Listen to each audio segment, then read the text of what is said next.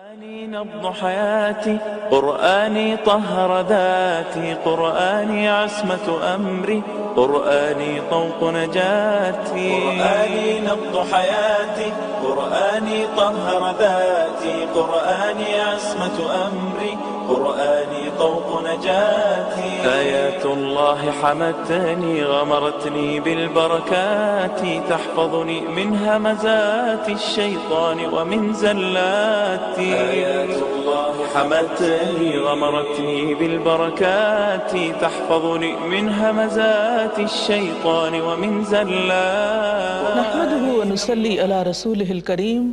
اما بعد فاعوذ بالله من الشيطان الرجيم. بسم الله الرحمن الرحيم. رب اشرح لي صدري ويسر لي امری واحلل عقدۃ من لسانی یفقهوا قولی. ناظرین، گزشتہ پروگرام میں ہم نے گفتگو کی خوبصورتی کے بارے میں بات کی تھی. اللہ سبحانہ و تعالیٰ کا حکم ہے کہ قولوا للناس حسنا، لوگوں سے بھلی بات کرو، اچھے انداز میں بات کرو، اچھی بات کرو. لیکن انسانی معاملات میں گفتگو کے علاوہ باہمی تعلقات کے اندر خوبصورتی اور ایک دوسرے کے ساتھ خیر خواہی اور بھلائی کا رویہ بھی نہایت ضروری ہے. ان حالات میں بھی جب باہمی تعلقات اچھے ہوں، اور ان حالات میں بھی جب باہم لوگوں کے درمیان اختلاف ہو جائے. اچھے دنوں میں ایک دوسرے کے ساتھ بھلائی اور احسان کرنا تو آسان ہوتا ہے، لیکن جب کسی اختلاف کی بنا پر ایک دوسرے کے ساتھ نقطہ نظر مختلف ہو جائے اور ایک دوسرے سے کچھ شکایت ہو جائے تو اس کے بعد دوسرے کے ساتھ احسان کرنا نہایت مشکل ہوتا ہے. ہمارے دین کی خوبصورتی یہی ہے کہ ہمیں ایسے وقت میں بھی احسان کا رویہ اختیار کرنے کا حکم دیا ہے، کیونکہ اللہ تعالیٰ محسنین سے محبت کرتا ہے. قرآن مجید سورۃ البقرہ کی آیت نمبر 237 میں اللہ تعالیٰ فرماتے ہیں وَإِن طَلَّقْتُمُوهُنَّ مِن قَبْلِ أَن تَمَسُّوهُنَّ وَقَدْ فَرَضْتُمْ لَهُنَّ فَرِيضَةً فَنِصْفُ مَا فَرَضْتُمْ إِلَّا أَن يَعْفُونَ أَوْ يَعْفُوَ الَّذِي بِيَدِهِ عُقْدَةُ النِّكَاحِ وَأَن تَعْفُوا أَقْرَبُ لِلتَّقْوَى وَلَا تَنْسَوُا الْفَضْلَ بَيْنَكُمْ إِنَّ اللَّهَ بِمَا تَعْمَلُونَ بَصِيرٌ. اور اگر انہیں ہاتھ لگانے سے پہلے ہی طلاق دے دو مگر ان کا حق مہر مقرر ہو چکا ہو تو طے شدہ حق مہر کا نصف ادا کرو. یعنی لڑکی کی رخصتی نہیں ہوئی، اس سے پہلے ہی تعلقات میں کچھ خرابی آ گئی اور بات طلاق دینے تک پہنچ گئی، تو اس موقع پر بھی تم جو مہر طے کر چکے ہو اس کا آدھا اس کو دے دو، الا یہ کہ وہ عورتیں از خود معاف کر دیں. وہ نہ لینا چاہیں تو ٹھیک ہے، یا وہ مرد جس کے اختیار میں عقد نکاح ہے فراخ دلی سے کام لے اور پورا مہر دے دے، یعنی آدھا دینے کی بجائے پورے کا پورا ہی ادا کر دے، تو یہ بھی احسان کا رویہ ہے. اور اگر تم درگزر کرو اور پورے کا پورا مہر دے دو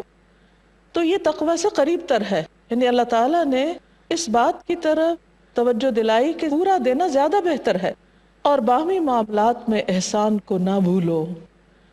یعنی صرف مہر کی ادائیگی تک ہی نہیں بلکہ جو بھی آپس کا لین دین ہو،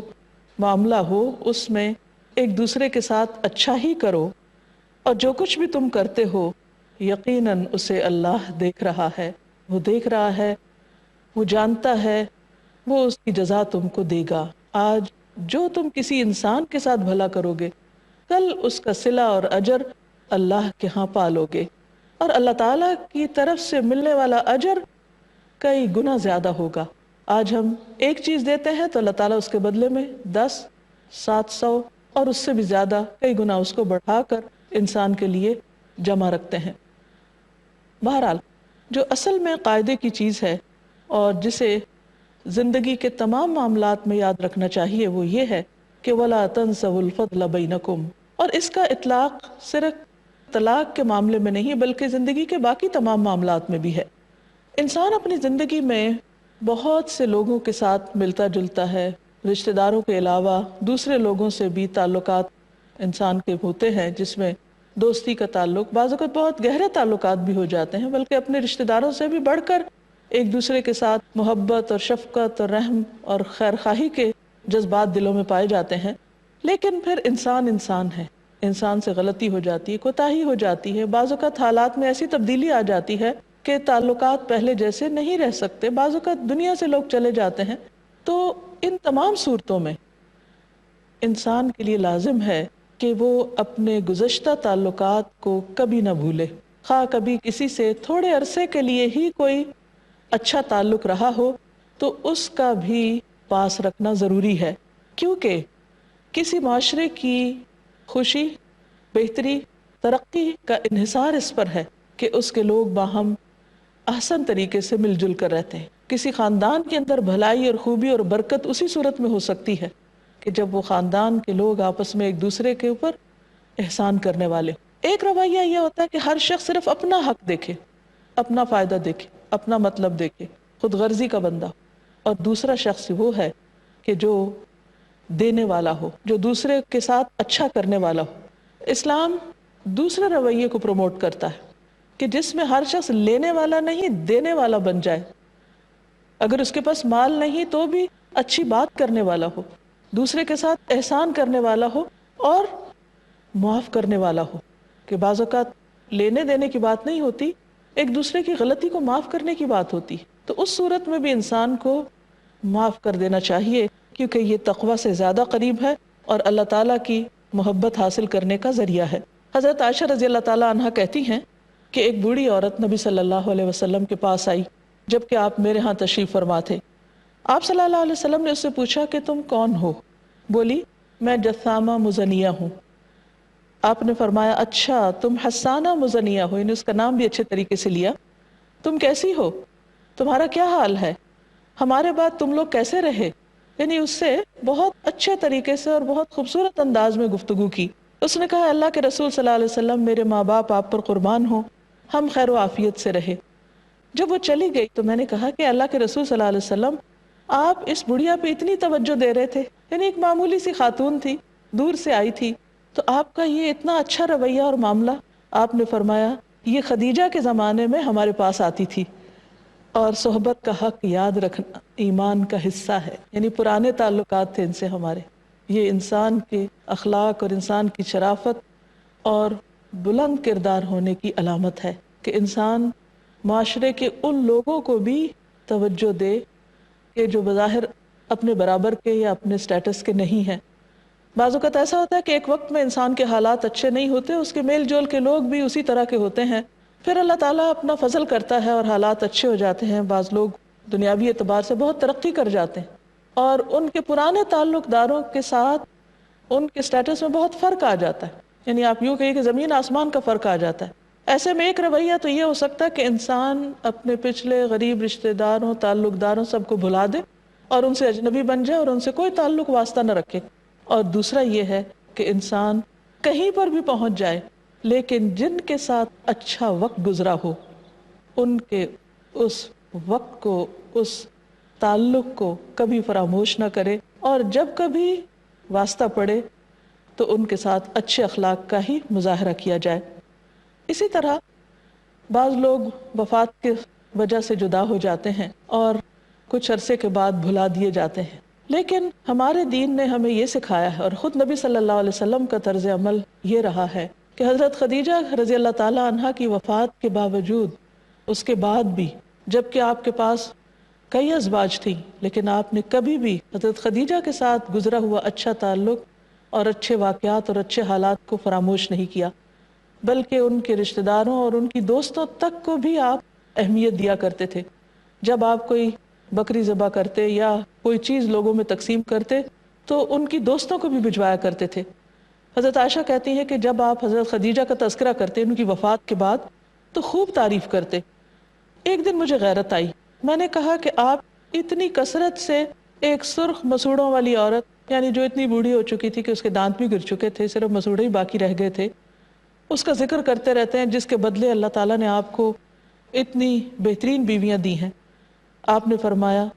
اللہ تعالیٰ نے مجھے اس کے بدلے میں اس سے بہتر کوئی بیوی نہیں دی، یعنی آپ نے بالکل درست بات کی اور جو حقیقت تھی وہ بیان فرمائی۔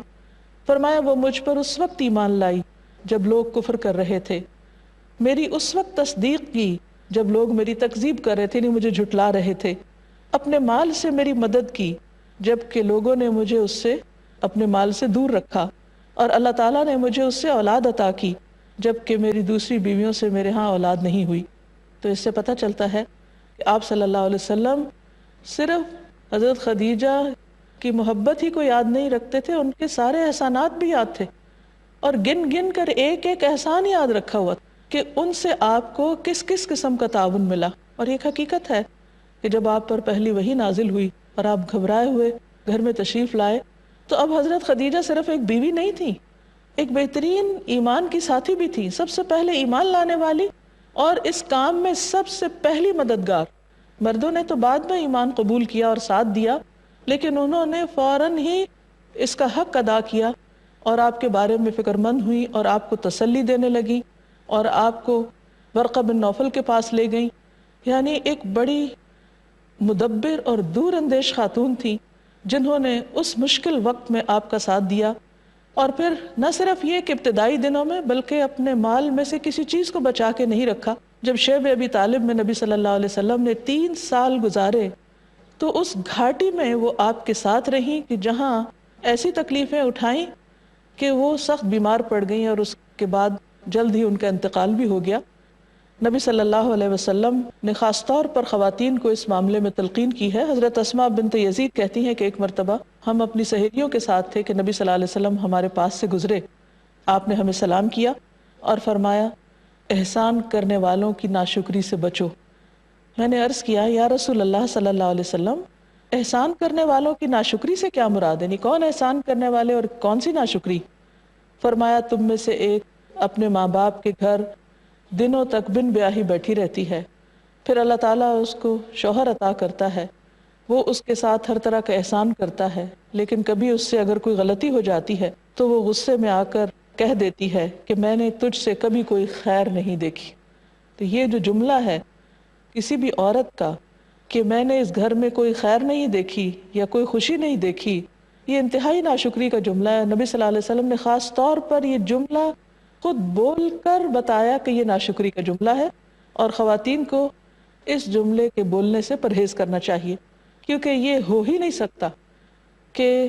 کوئی شوہر اپنی بیوی پر کسی بھی قسم کا کوئی احسان نہ کرے۔ تو آپ نے فرمایا کہ تم میں سے کوئی عورت شوہر سے بے نیاز نہیں ہو سکتی کہ وہ کہے کہ مجھے ضرورت ہی نہیں ہے اس زندگی کی،